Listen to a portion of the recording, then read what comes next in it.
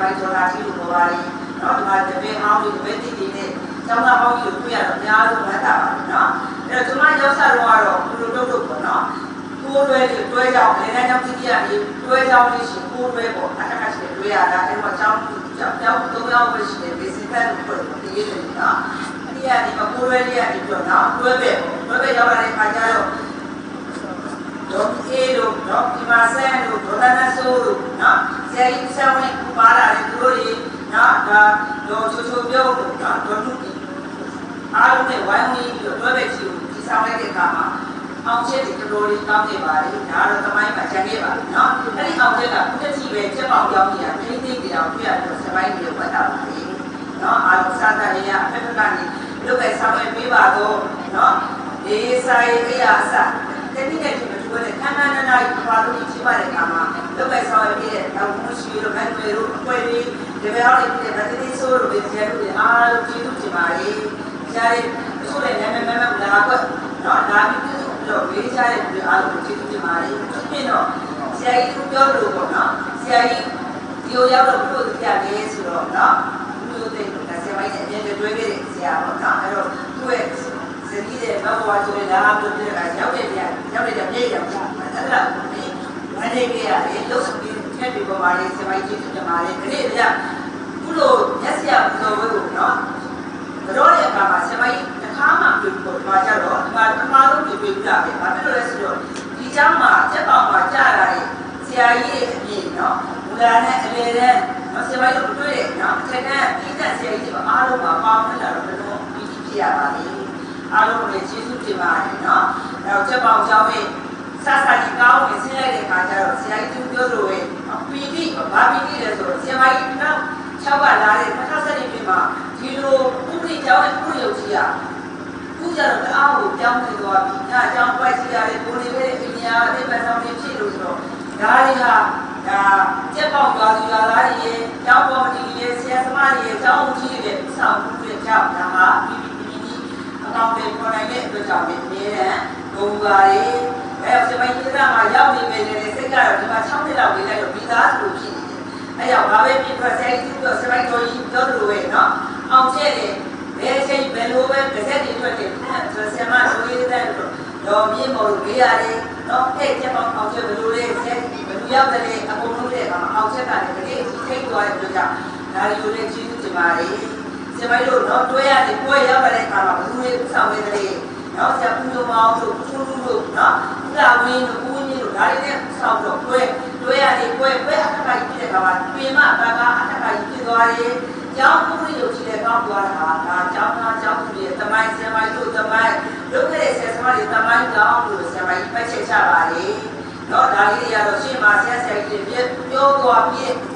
ခံပြောတော့ပါဘူးအဲ့တော့ဒီနေ့ရက်စရာပူဇော်ဝဲမှာထူးထူးခြားခြားလေးနဲ့ကြောတဲ့အတွက်ကြောင့်လည်းကျေးဇူးတင်ပါတယ်အဲ့ဒါဘာလို့ပဲအားလုံးနော်စိတ်ချမ်းသာကြီးကိုယ်ကျမ်းမာကြီးနဲ့ပြည့်စုံပါစေနော်ဘဝနဲ့ဆက်လက်ဆက်ရကြပါစေလူကြီးလူတော်ကိုယ်ဖြစ်နေကြပြီနော်အရွယ်ရောက်တဲ့လူတွေပြီးကြတဲ့ဒီချို့တပည့်တွေဆိုရင်ဒါတွေပြီးတဲ့ပြန်မဲ့ဆက်တဲ့ဘယ်လိုတော့နော်ကျောင်းမှာပြည့်တဲ့ကလေးတွေကအခုတော့ဒါတွေပြင်းပြင်းလေးလေးတက်ပြအောင်လို့ဝမ်းသာပါလေအဲ့တော့စမိုင်းမာဂျီနာကတော့တို့အချိန်ရတဲ့ကြာသွားပြီနော်ပြောတာတော့မာဂျီနာကတော့လောကမှာသူကဆုံးမာဂျီနာကတော့လေကျွေးသားမျိုးလို့ရှာပေါ့အားလေးလဲဆိုရင်နော်အဲ့ဒါကြောင့်ပု္ပ္ပာကျွေးရန်ကျွေးချီကျွေးနှုတ်ကျွေးဝူကျွေးအဲ့ဒီကျွေးသွားဆိုဝတ်ရှောင်းမှာရှောင်းပါလို့ပြောချင်ပါတယ်လူကောင်းလူတော်တွေဖြစ်ပါစေလူကောင်းမှလူတော်ဖြစ်တယ်အဲ့ဒါမှလူတော်မှတယောက်ရှိနေတယ်သူတော်ရဲ့ကျေးဇူးကိုသိတတ်တဲ့သူဖြစ်ရမယ်အဲ့ဒီကျေးဇူးကိုလည်းသိတတ်ပြီးပြန်ဆက်တဲ့သူဖြစ်ပါစေလို့ဘာလို့လဲအားလုံးဆုတောင်းပါလေ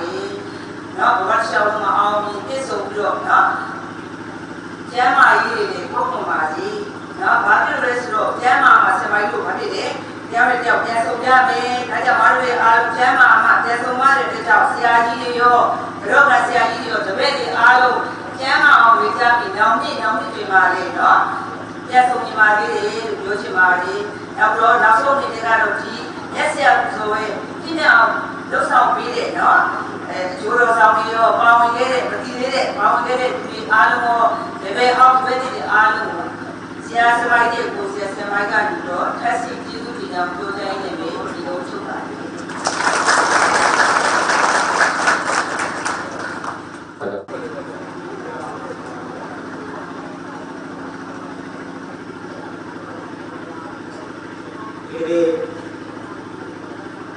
ချက်ပါမှာချိန်တော့ဒီလိုတော့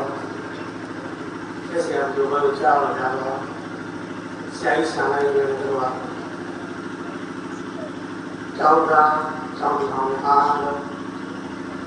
ဒီကလာပေါင်းတဲ့ခံအောင်ရပါစီဥစ္စာကျွန်တော်လုပ်ဖို့ဆက်တာအဲ့ဒါကျွန်တော်ကတော့ဆရာဦးကျေရှိဖြစ်ပါတယ်ကျွန်တော်ဝေဆောင်စာတိပါမင်းပြောရရင်တော့ကျွန်တော်ကျောင်းဆရာဖြစ်ခဲ့တာဖြစ်ချင်လို့ဖြစ်ခဲ့တာတော့မဟုတ်ဘူးအခြေအနေအရကျောင်းဆရာဖြစ်ခဲ့တယ်ဆိုတော့အဲ့လိုပဲကျောင်းကိုလည်းဒီကျောင်းဖြစ်ခဲ့တာလည်းအဲ့လိုပဲဖြစ်ချင်လို့ဖြစ်ခဲ့တာမဟုတ်ဘဲနဲ့ဖြစ်တယ်လို့ဖြစ်သွားတယ်လို့ဖြစ်သွားတယ်ဆိုတော့ကျွန်တော်အဲ့ဒါတွေတော့ပြောတော့အချိန်ကြာမှဆိုလို့အဲ့တော့ကျွန်တော်အချက်တန်းပြဖြစ်ပြီးတခြားမြို့တွေမှာလည်းတာဝန်ထမ်းဆောင်လေနောက်ဝေဆောင်လည်းအချက်တန်းပြနဲ့ပြန်ရတဲ့အခါကျတော့ဒါကိုယ်နေကိုယ်ရွာဒီမှာလည်းအချက်တန်းပြနဲ့နေတော့မင်းတို့ဆိုပြီးကျွန်တော်စိတ်တုံးလုံးချလိုက်ပြီးတော့အချက်တန်းပြနဲ့ကျွန်တော်ဝေဆောင်မှာ16နှစ်တော့နေခဲ့အဲ့လိုနေတဲ့အချိန်မှာလည်းအကြောင်းတစ်ခုကြောင့်ကျွန်တော်အလယ်တန်းကျောင်းကိုရှောက်ပြလိုက်တယ်ကျွန်တော်ရှောက်တဲ့နေ့မှာလည်းအလယ်တန်းကျောင်းကြီးကစာဝတ်ဖြေရမယ်ဆိုတော့စာဝတ်ဖြေလိုက်တယ်စာဝတ်ပြီးတော့ကျွန်တော်ဒီကြက်ပါအောင်ကြာကြက်ပါအောင်အလယ်တန်းကျောင်းနဲ့ကြာတဲ့အချိန်မှာဒီကျောင်းကအထက်တန်းကျောင်းကိုဖြစ်နေပြီပေါ့ဆိုတော့ကျွန်တော်ကအထက်တန်းကိုတာဝန်ယူရတဲ့တော့ဆိုတော့ကျွန်တော်ကြက်ပါအောင်2013ခုနှစ်ဇန်နဝါရီလမှာရောက်တယ်အဲ့ဒီရောက်တဲ့အချိန်ကနောက်ကျတော့စာမွေးရာကြီးရောက်ပြီဆိုတော့ကျွန်တော်ဆယ်တန်းနဲ့ပတ်သက်ပြီးတော့ဘာမှကျွန်တော်ဝင်ပြီးတော့မပြောတော့ဘူးဆော့လည်းမဆော့တော့ဘူးလောလောဆယ်တင်နေတဲ့ဆရာမတွေအတိုင်းပဲကျွန်တော်ဒီတိုင်းပဲကြည့်နေလိုက်အဲ့ဒါကလည်းအကြောင်းရှိတယ်ဘာကြောင့်လဲဆိုတော့ကြက်ပါဆယ်တန်းအောင်ကျက်ကသူ့ရာဇဝင်ရှိတယ်ရာဇဝင်ရှိတယ်ဆိုတော့ကောင်းတဲ့ရာဇဝင်လေးတွေရှိတာလည်းကျွန်တော်လေ့လာကြည့်တော့အဲ့တော့တင်းတဲ့ဆရာမကြီးရတယ်အပြောင်းအလဲမရှိဘူးဆိုတော့ဒါပဲဖြစ်ဖြစ်တားပြီးတော့ကြာမလာနိုင်ဘူးဆိုတော့စိတ်တွေကျွန်တော်အဲ့ဆယ်တန်းလေးကိုကျွန်တော်မကြည့်တော့လည်းဒီဘက်အကြောင်းလေးစာမွေးကိစ္စကိုလည်းကျွန်တော်နည်းနည်းဦးစားပေးပြီးတော့လုပ်လိုက်တာပေါ့။အဲဆိုဒီကျောင်းမှာလည်းကျောင်းဝဲလေးတွေကများတယ်လေ။အဲ့တော့အဲ့ဒီကမင်းတို့ထုတ်ရတာပါညာဒီကီလိုမီတာဆရာမစီစဉ်ရတာလေပေါ့။အဲ့လိုကိစ္စတွေလည်းကျွန်တော်စီစဉ်ပြီးအဲ့ဒီနေ့2013ခုနှစ်စာမွေးပြီးအောင်ခြင်းအတွက်တော့ဆိုးပါအောင်အောင်ခြင်းတို့ရတိုင်းမင်းအစ်စ်မှတော့မရှိဘူးလည်းပဲတင်တော့ရောက်တယ်ပေါ့။နောက်2014ခုနှစ်ကျတော့ကျွန်တော်နှစ်စားနေစားပြီးတော့ကန်ရောကန်ရဆိုတာကဒီ10ခန်းနဲ့ပတ်သက်ပြီးတော့ကျွန်တော်စာဝင်တင်နေကြီးကြက်တယ်အနည်းကကြီးကြက်တယ်အဲလိုမှ10ခန်းနဲ့ကျောင်းသားလည်းတော်လေးများတယ်အခန်းထဲမှာကြက်3ယောက်ထိုင်မဲ့ပုံ4ယောက်ထိုင်ရအဲလိုကြီးဖြစ်ဆိုတော့တင်ရတာလေးတော့ခက်ခဲရှိတာပေါ့ဒါပေမဲ့လို့ကျွန်တော်တို့ဒီမှာရှိတဲ့ဆရာဆရာမတွေလည်းအတွေ့အကြုံရှိပြီးသားဆရာဆရာမတွေဖြစ်တယ်ကျွန်တော်ကလည်းအနည်းငယ်ကြီးကြက်တယ်ကိုကြီးတင်တယ်ညာကြောင်းဆိုတော့ကျွန်တော်ကြီးကြက်တယ်ဆိုတော့မှန်ရရတဲ့ကူကအဲ့ဒီနေ့မှာကျွန်တော်တို့ဒီခွဲရထားတာကျက်ပါသွားနေပြီးတော့၄ဘာသာကိုကြည့်ရောက်ပါတယ်၃ဘာသာပါတယ်နောက်တစ်ဘာသာလည်းရှိတယ်အဲ့ဒီမှာအဲ့ဒီ2014ခုနှစ်မှာပသိမ်တစ်မျိုးနဲ့လုံးမှာအထက်တန်းကျောင်းဝယ်ရအားလုံးမှာကျွန်တော်တို့ခွဲရထားတာကျက်ပါအောင်ပထမရဒါကျွန်တော်ကျက်ပါအောင်ဖြစ်ခဲ့တယ်လုပ်ခဲ့တဲ့အချိန်မှတ်ရရတယ်ပေါ့နောက်အမှတ်တရတစ်ခုကတော့ကျွန်တော်ကျောင်းစဖြစ်တော့တပတ်လောက်အတွင်းမှာကျွန်တော်ကြုံရတဲ့အတွေ့အကြုံတွေ